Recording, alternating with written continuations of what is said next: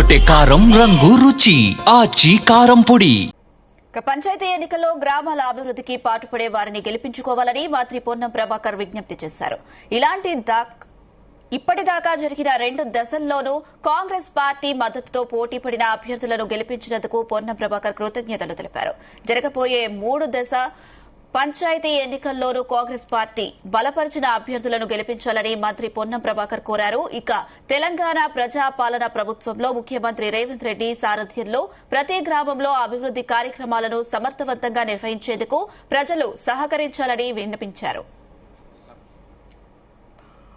అభివృద్ధి చేసే అవకాశం ఉంటుందనేటువంటి మాట మనవిస్తూ తప్పకుండా తెలంగాణ వ్యాప్తంగా 3వ దశ గ్రామ సర్పంచ్ ఎన్నికల్లో కాంగ్రెస్ పార్టీ అభ్యర్థులను గెలిపేమని కోరుతా ఉన్నారు.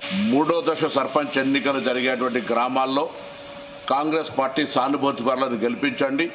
తప్పకుండా తెలంగాణ ప్రజాపాలన ప్రభుత్వం రేవంత్ రెడ్డి గారి నాయకత్వంలో ప్రతి గ్రామంలో అభివృద్ధి కార్యక్రమాలను చేస్తుంది.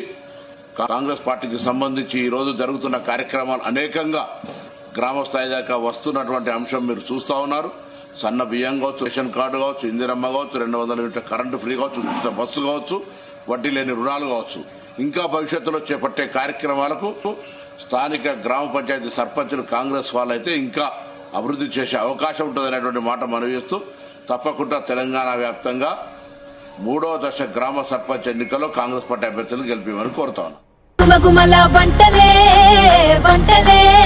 తెరకొట్టే కారం రంగు రుచి ఆచి కారం పొడి.